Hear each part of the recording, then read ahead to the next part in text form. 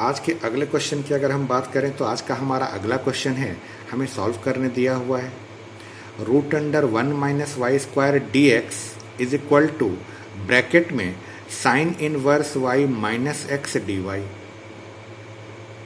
यह हमारा differential equation है जिसे हमें सॉल्व करना है। हमारा जो गिवन डिफरेंशियल इक्वेशन है वो root under 1 minus y square d x is equal to bracket में sine inverse y minus x d y. जो गिवन डिफरेंशियल इक्वेशन था हमने पहले उसको लिख लिया। उसको लिखने के बाद इस डी वाई को जब हम इधर शिफ्ट करेंगे तो ये बन जाएगा हमारा d x upon d y, और इस वाली टर्म को जब हम इधर शिफ्ट करेंगे तो ये दोनों के अपॉन में आएगा। यहाँ पर बनेगा sine inverse y upon root under 1 minus y square minus x upon root under 1 minus y square. इसके बाद इस वाले टर्म को जब हम इधर शिफ्ट कर देंगे तो ये हमारा बन जाएगा d x upon d y plus x upon 1 minus y square is equal to sine inverse y upon 1 minus y square. अब इसी को जरा एडजस्ट करके हम ऐसे भी तो लिख सकते हैं d x upon d y plus bracket में 1 upon root under 1 minus y square into x is equal to sine inverse y upon root under 1 minus y square. ऐसा लिखने के बाद जब हम इसको स्टैंडर्ड फॉर्म से कंपेयर करेंगे, स्टैंडर्ड फॉर्म तो हमारा था d x upon d y plus p x is equal to q. यहाँ से कंपेयर करने के बाद हमें p की वैल्यू मिल रही है 1 upon root under 1 minus y square, और q की वैल्यू हमारे पास है sine inverse y upon root under 1 minus y square. ये हमारा q का वैल्यू है। एक बार जब हमें p और q की वैल्यू पता चल जाए तो p और q की वैल्यू पता चल जाने के बाद हम फाइंड करते हैं अपने इंटीग्रेटिंग फैक्टर को। हमारा इंटीग्रेटिंग फैक्टर IF फॉर्मूला होता है e की पावर में इंटीग्रेशन p dy। p की वैल्यू क्या थी? p की वैल्यू है हमारी 1 upon root under 1 minus y square. अब सोचिए 1 upon root under 1 minus y square का इंटीग्रेशन ये और कुछ नहीं साइन इनवर्स y होता है। तो हमारे पास हमारा इंटीग्रेटिंग फैक्टर आ गया e की पावर में साइन इनवर्स y। एक बार जब हमारा इंटीग्रेटिंग फैक्टर हमें पता चल जाए तब डिफरेंशियल इक्वेशन का जो सॉल्यूशन होता है वो डिफरेंशियल इक्वेशन का सॉल्यूशन जो है हमारा यही फॉर्मेट में रहता है x into integrating factor is equal to integration of q into integrating factor dy plus का c। इसी फॉर्मेट में हमें बस अपने सॉल्यूशन को लिखना है। ये x हमारा वैसे का वैसे ही इंटीग्रेटिंग फैक्टर हमने जो निकाला था वह हमारा e की पावर में साइन इनवर्स y, e की पावर में sine inverse y is equal to integration q की वैल्यू हमारी थी sine inverse y upon root under 1 minus y square.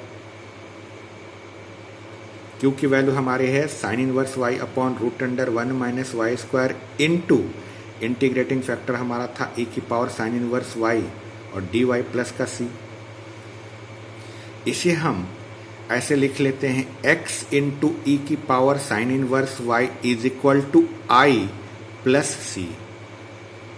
ये i क्या है? i हमारा ये पूरा पार्ट था। क्या?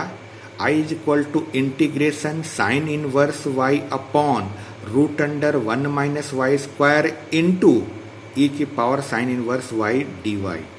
यानी जितने हिस्से को यहाँ पर हमें इंटीग्रेट करना था उसी हिस्से को हमने आइलेट कर लिया। अब आइए हम इसे इंटीग्रेट करते हैं। इसे इंटीग्रेट करने के लिए हमने साइन इनवर्स y को टी लेट कर लिया। साइन इनवर्स y को टी लेट करने के बाद जब आप इसे डिफरेंशिएट करेंगे तो डिफरेंशिएट करने के बाद आपको मिलेगा 1 by root under 1 minus y square d y is equal to d t. यहाँ पर ध्यान से देखिए 1 upon root under 1 minus y square into d y, इसकी जगह पर हमारे पास आ जाएगा डी टी, और जहाँ जहाँ साइन इनवर्स y है उसकी जगह पर हमारा t आ जाएगा। तो ऐसा करने से हमारा आई जो है वो चेंज हो जाएगा।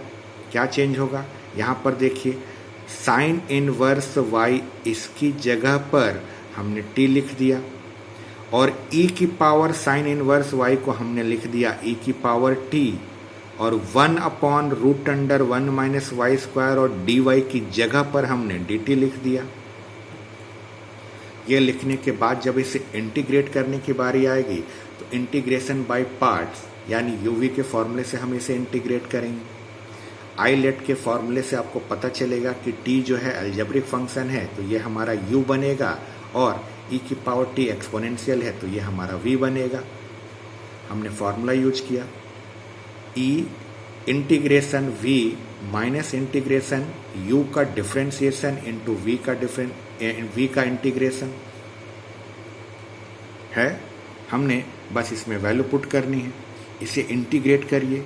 e की पावर t को जब आप इंटीग्रेट करेंगे तो ये आपका e की पावर t आएगा माइनस इंटीग्रेशन का साइन वैसे ही है d/dt t यानी t का डिफरेंशिएशन 1 e की पावर t का इंटीग्रेशन e की पावर t ही है। e की पावर t जब 1 के साथ मल्टीप्लाई होगा तो e की पावर t ही आएगा और e की पावर t का इंटीग्रेशन जब करेंगे तो ये वापस आपका e की पावर t आएगा। तब तक यहाँ से आपको t इंटू ई की पावर t माइनस ई की पावर t आया। आप इन दोनों में से e की पावर t को कॉमन ले लीजिए तो आपका i is equal to e की पावर t कॉमन लेने पर t माइनस 1 आया। t आपने किसको लेट किया था, t आपने लेट किया था साइन इनवर्स y को। यहाँ पर वैल्यू पुट कर दीजिए, जहाँ जहाँ t है वहाँ वहाँ पर साइन इनवर्स y पुट करने पर आपको मिल जाएगा e की power sine inverse y bracket में साइन इनवर्स y माइनस 1। ये पूरा का पूरा वैल्यू आपका i का मिल गया। अब i के इस वैल्यू को आपको करना कुछ नहीं है, इक्वेशन 1 में पुट कर देना है। यही था आपका इक्वेशन 1। इस इक्वेशन 1 में इस i की वैल्यू को हम पुट कर देंगे। i की वैल्यू पुट करने के बाद जो हमें मिलेगा ये हमें मिला x इंटू ई की power sine inverse y is equal to e की power sine inverse y bracket में sine inverse y minus 1 plus का c, और यही हमारा इसका रिक्वायर्ड सॉल्यूशन है। तो ये था हमारा लीनियर डिफरेंशियल इक्वेशन का सेकंड पार्ट जो कि x के फॉर्म में था। इसका स्टैंडर्ड फॉर्म जो होता है dx/dy plus px is equal to q होता है। ध्यान रखिएगा यहाँ p और q जो होने चाहिए वो y के फंक्शन होने चाहिए या कांस्टेंट होना चाहिए। और ख़ास बात यहाँ पर यह भी ध्यान रखिएगा कि इस फॉर्मेट में जो इंटीग्रेटिंग फैक्टर फाइंड आउट किया जाता है वो होता है e की पावर में इंटीग्रेशन p dy।